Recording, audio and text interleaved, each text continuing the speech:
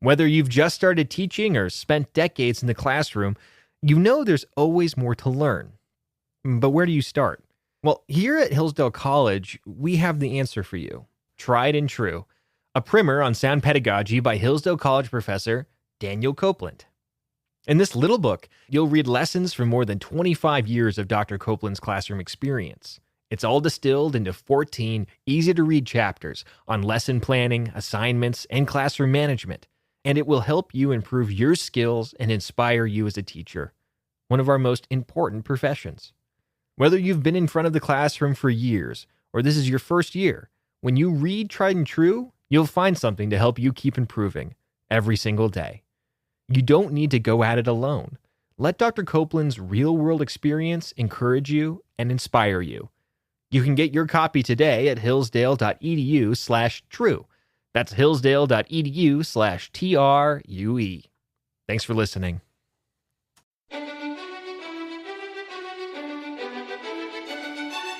Welcome to the Hillsdale College K-12 Classical Education Podcast, bringing you insight into classical education and its unique emphasis on human virtue and moral character, responsible citizenship, content-rich curricula, and teacher-led classrooms. Now your host, Scot Bertram.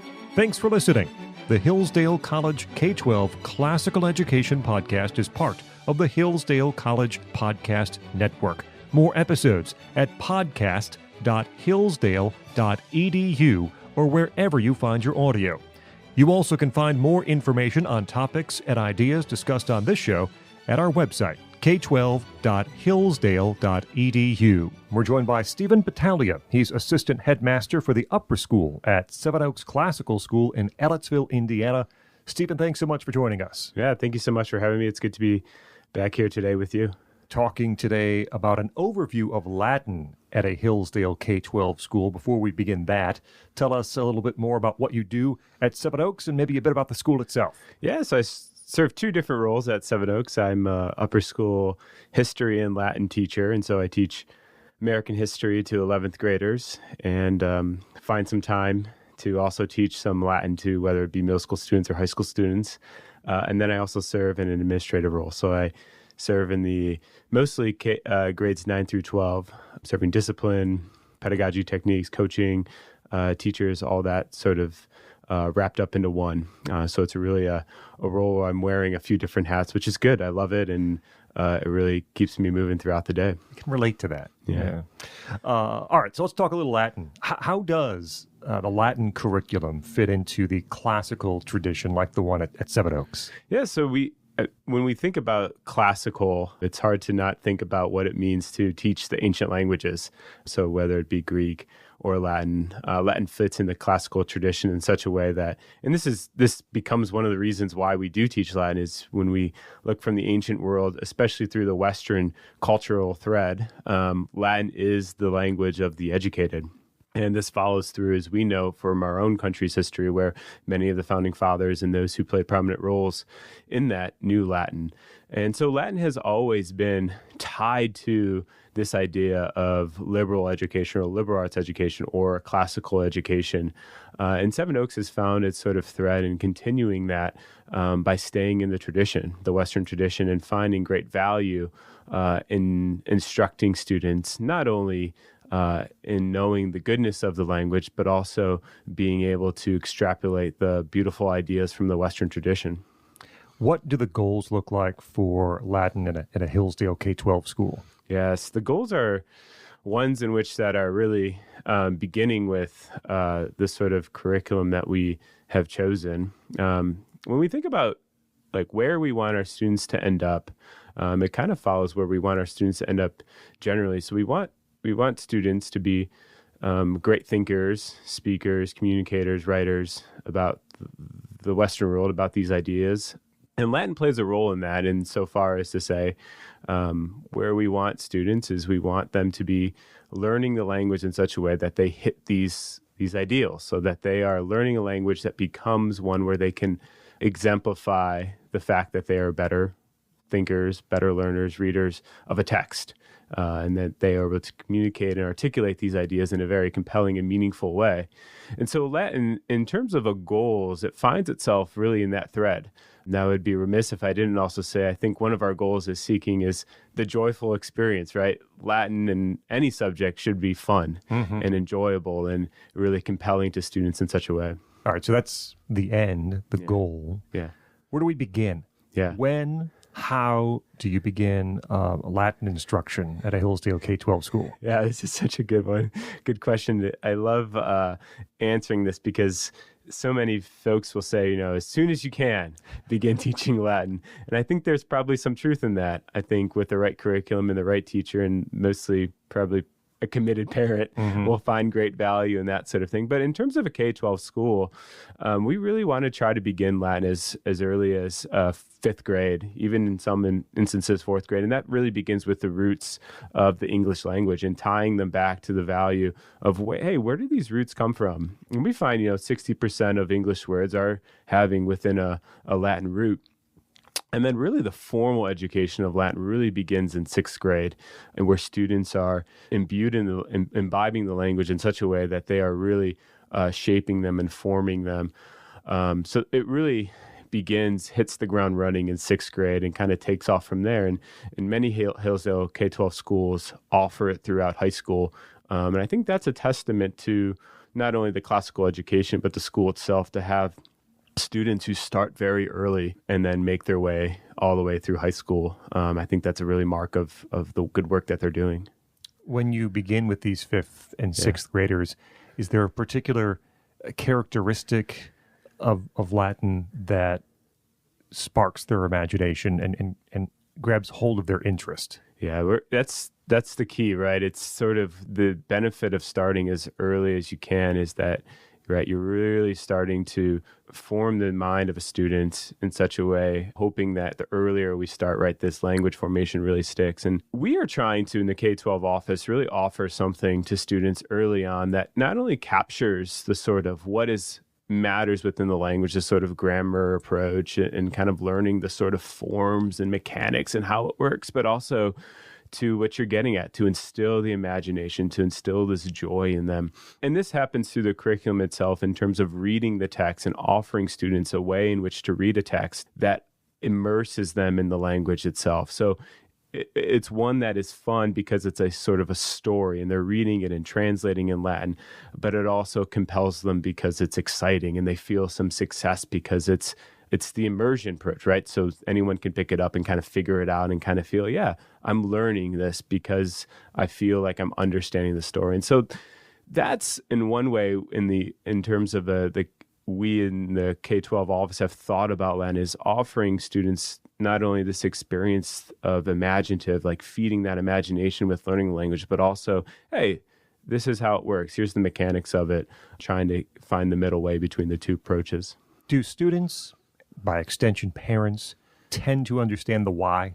Like why this is a part of classical education, why it's going to be important for them or for their children down the road? Yeah, this is really good. I think it's always the work of not only the office, right, as compelling the mission, but it's the work of the school, the localities of where the school are to continue to remind parents the significance of why we're doing Latin. And I love how where you ask going to the parents, because that's where I think the greatest ground can be made is convincing compelling the parents in such a way, hey, this is a good thing, and here's why we're doing it. And that only carries over to the student. There, of course, like any subject, are always going to be this sort of recalibration, right, of, hey, why are we doing this? And I think that it's up to the teacher and to the school administration and the mission of the school continue to remind and create a culture in which, hey, this is why we're doing this is why it matters, and this is why it's good. And I think those who stay consistent to it actually find out that they have to have, as students get older, that conversation less, that more are just convinced, yeah, this is what we do and this is who we are and this is good. I am curious about this now with children of my own in sixth and fourth grade this year. Is teaching Latin different in this way? If students have trouble with math, science, English, parents can assist with addition, multiplication, division. They can read the novel along with them or help them with particular questions. Latin might be a subject in which parents have very little information, very little background or training. Does that change the way that you have to teach students, knowing that perhaps at home they can't get support from parents or other loved ones? Yeah, this is good. This is really good. And in fact, right, it's like, this is probably what is so difficult for parents to cross that bridge, right? It's because teachers are like the veil, right? We're holding this veil because we don't understand it. And, it seems almost like, oh, you have all the answers and we're not, disclosing them. I think when we take the approach at the office here and kind of this emergent approach, I really do believe, right, there are some aspects of the language that are going to take approach from a strong teacher who knows it in a grammatical approach that may be a stretch too far for parents. However, what I would say is, in offering some immersion text through the reading and translating, it's one in which that makes it very simple, even for any parent to look at it, because it's a simplicity to it and begin to see the value of translating it. Now, I do have parents that come to me in some ways and say, hey, how can I help my child in Latin? What does this look like? Right. And you're right. You always start with, it's an inflected language, right? Yeah. Check the endings. This is how it works. And what I'm always brought back to is help your students get to a point of knowing by heart the certain models or paradigms within the language itself. And if they're able to understand those, if they're able to see the vocabulary and the context in which it's written, this will unlock further for them more understanding. But you're right? There is this sort of thing of, all right, how do I help my child understand this? And I would say at a school, at our particular school, we try to relieve the parents of that burden, not only by having conversations with them about Latin itself, but also not really assigning much homework. In fact, trying to get all the work that we can get done in the classroom. And so anything that's taken home for Latin is just strengthening or supplementing what we're already doing in the classroom. Talking with Stephen Battaglia. He is assistant headmaster for the upper school at Seven Oaks Classical School in Ellettsville, Indiana, talking about an overview of Latin at a Hillsdale K-12 school. What does an ideal Latin classroom look like in a Hillsdale K-12 school? Yeah, it should be built on excitement. I had a mentor teacher at one point tell me when I was teaching Latin and that sort of thing is to drink a cup of coffee before teaching Latin. And what he was saying there was this sort of idea is you want to be at a pace where you want to be animated and dynamic in the classroom because you are teaching a language, and this should be one in which is fun. So I think some of the principles I kind of, as I train teachers in teaching Latin, and I tell our own faculty, is number one is you want to keep it moving. You want to have opportunities where you are not doing a long extended lecture about a grammatical technique, but you really want to take from our grammar school teachers here and do punctuated practice and take moments where you're having from one thing, moving quickly, spending an amount of time on it to something else. And that sort of repetition and moving the class along, I think really captures students' attention. I'd say that would be my second principle in terms of an ideal Latin classroom. And this probably goes for any classroom, but one where students are engaged, they're attending to a particular text and they're reading it and translating together and they're having fun doing it. And this, I think the principle there is this comes from a very animated teacher. So if I was peering into a Latin classroom, what I would see is I would see whiteboards being used effectively pretty quickly. I would see a teacher moving in and through rows.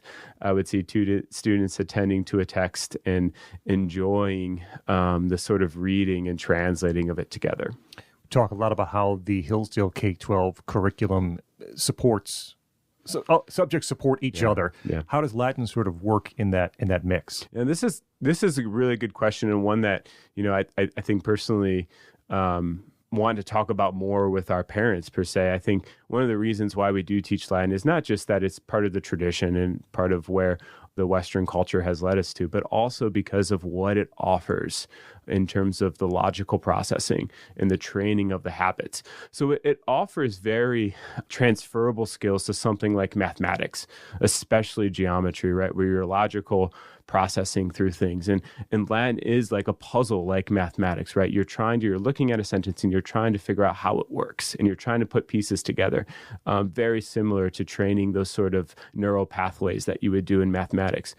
At the same time, Latin is one of, can be very challenging, right? It's one that offers its effortful learning just by the nature of it.